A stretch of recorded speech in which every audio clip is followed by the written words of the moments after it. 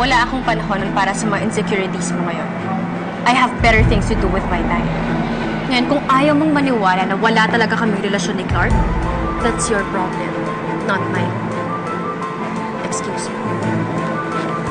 Sandali lang.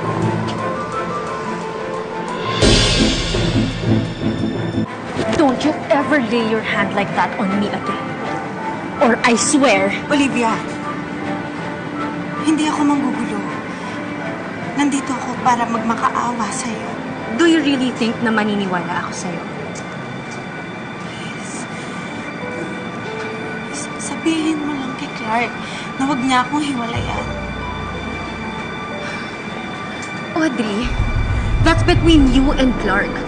Wala akong kinalaman dyan. Sige na, sa'yo lang siya maniniwala, Olivia. Audrey, I'm sorry, but I cannot help you. Hindi ko kakayanin. Hindi ko kakayanin kapag nawala siya sa akin. Olivia, magpapakamatay ako. Ganun ko siya kamahal.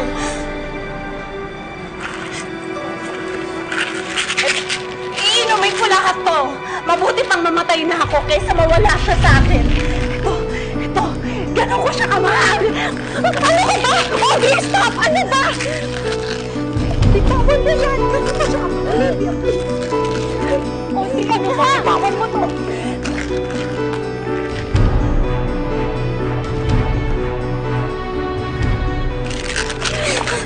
Audrey, please, pwede ba?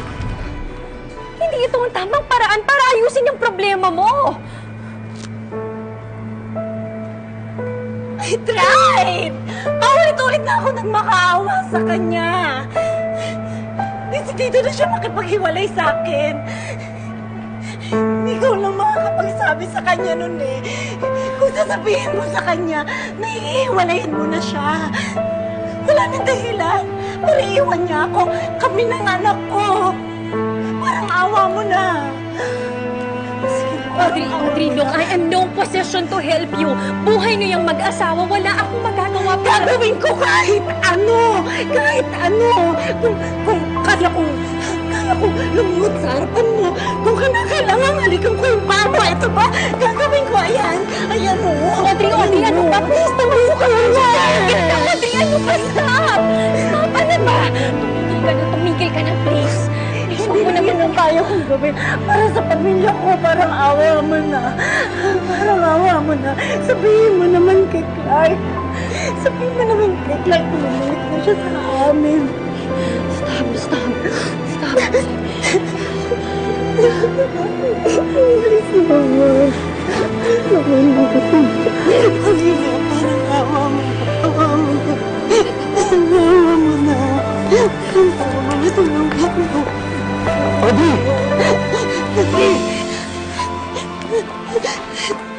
Ano ba? Sinabi ko tigilan mo si Olivia! Tama na. Wala siyang ginagawang masama.